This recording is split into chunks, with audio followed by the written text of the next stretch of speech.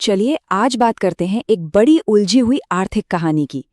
ये कहानी है अमेरिका के उन टैरिफ्स की जो सेक्शन 232 और 301 के तहत लगाए गए थे। पर यह सिर्फ नंबरों और पॉलिसी की बात नहीं है, बल्कि इसका सीधा असर नौकरियों, इंडस्ट्रीज और दुनिया भर के व्यापार पर पड़ा है। तो सवाल ये उठता है कि जब देश एक दूसरे के सामान पर इस तरह से टैक्स लगाना शुरू कर देते हैं, जिसे ट्रेड वॉर भी कहते हैं, तो असल में होता क्या है?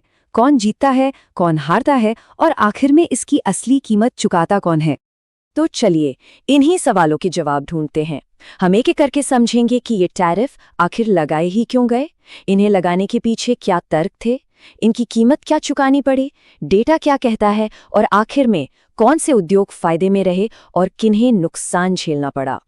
तो शुरुआत करते हैं सबसे बुनियादी सवाल से। ये टैरिफ आए कहाँ से? देखिए, इनको लागू करने के लिए कुछ खास कानूनों का इस्तेमाल हुआ। ये कोई अचानक लिया गया फैसला नहीं था। इसके पीछे एक सोची समझी वजह थी। तो देखिए, यहाँ दो मेन कानून काम कर रहे थे। एक था सेक्शन 232, जिसका आधार था नेशनल सिक्योरिटी यानी राष्ट्रीय सुरक्षा। इसका तर्क ये था कि देश की रक्षा के लिए स्टील और एल्युमिनियम जैसे जरूरी उद्योगों को देश के अंदर ही बचाए रखना जरूरी है। और दूसरा था सेक्शन 301, जो सीधे सीधे चीन की उन हरकतों पर निशाना था जिन्हें अनफेयर ट्रेड माना गया, जैसे अमेरिकी कंपनियों के आइडियाज चुराना या टेक्नोलॉजी देने के लिए दबाव बनाना। तो सवाल ये है कि कुछ इंडस्ट्रीज आखिर इन टैरिफ्स को सपोर्ट क्यों कर रही थीं? चलिए अब उन वजहों और तर्कों को देखते हैं जो इन टैरिफ्स के पक्ष में दिए गए थे। असल में ये टैरिफ कोई अचानक लिया गया फैसला नहीं था। इसके पीछे एक दशक से भी ज्यादा की डिप्लोमेटिक बातचीत थी।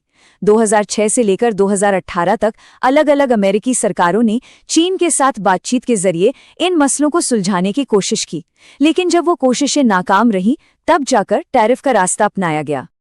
अब जरा इस चार्ट को देखिए।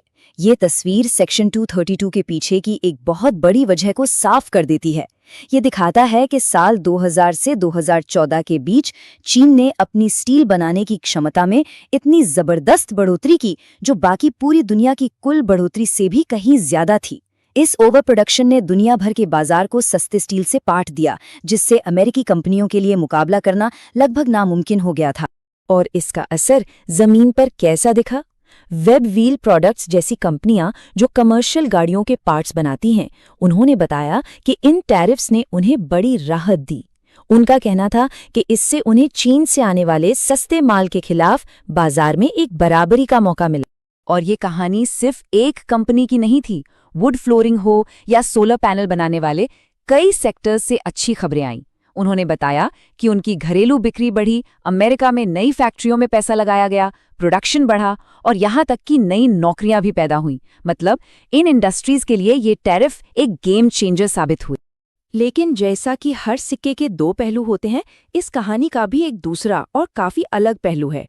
चलिए अब उन उद्योगों की बात करते हैं जिन्हें इन टैरिफ्स की एक बड़ी कीमत चुकानी पड़ी। यहाँ एक बिल्कुल ही अलग कहानी सुनने को मिलती है।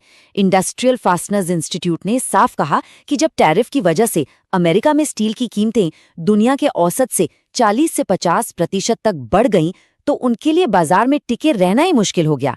आखिरकार जो नट बोल्ट वो बनाते हैं, उसका ज्यादातर कच्चा माल तो स्टील ही होता है। तो यहाँ एक सीधी सी बात समझ में आती है। जिन कंपनियों को इम्पोर्टेड सामान से मुकाबला करना पड़ रहा था, उन्हें तो फायदा हुआ, लेकिन जो कंपनियां अपना माल बनाने के लिए उन्हीं इम्पोर्टेड चीज़ों जैसे स्टील या एल्यूमिनियम का इस्तेमाल करती थीं, उनकी लागत बढ़ गई, मुनाफा कम हो गया और कई बार तो उन्हें ज़रूरी सामान मिलना भी मुश्किल हो गया। और फिर बात आती है जवाबी कार्रवाई की। अमेरिका के टैरिफ के जवाब में दूसरे देशों ने भी अमेरिकी सामान पर टैक्स लगा दिए, और इसका सबसे बड़ा झटका लगा अमेरिकी किसानों को। नुकसान कितना? 2018 से 2019 के अंत तक जवाबी टैरिफ की वजह से अमेरिकी खेती के निर्यात में करीब 27 अरब डॉलर का सीधा नुकसान हुआ। तो चलिए अब इन किस्सों और दलीलों से हटकर जरा डेटा पर नजर डालते हैं, जो अमेरिकी अंतर्राष्ट्रीय व्यापार आयोग की रिपोर्ट में सामने आया। देखते हैं कि आंकड़े क्या कहानी बताते हैं।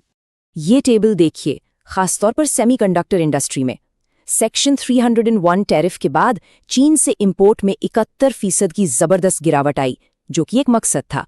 लेकिन देश में प्रोडक्शन कितना बढ़ा? सिर्फ 6%। इससे एक बात साफ होती है कि व्यापार के रास्ते बदलना शायद आसान हो, पर घरेलू उत्पादन को उसी रफ्तार से बढ़ाना एक बिल्कुल अलग चुनौती है। और ये रिपोर्ट इस पूरी बहस की जड़ तक पहुंचती है। आयोग के सर्वे में एक सीधी सी बात निकल कर आई। आपका नजरिया इस बात पर टिका था कि आप सप्लाई चेन में कहाँ हैं। अगर आप इंपोर्टेड सामान से मुकाबला कर रहे थे तो आपने टैरिफ को सपोर्ट किया। अगर आप अपना सामान बनाने के लिए इंपोर्टेड माल का इस्तेमाल कर रहे थे तो आपने इसका विरोध किया। तो इन सब का मतलब क्या निकलता है? अपने आखिरी सेक्शन में हम इन सभी नतीजों को जोड़कर देखते हैं कि कैसे इस टैरिफ नीति ने एक मिलीजुली आर्थिक तस्वीर बनाई, जहां कुछ विजेता थे तो कुछ हारने वाले भी। तो चलिए एक नजर में देखते हैं।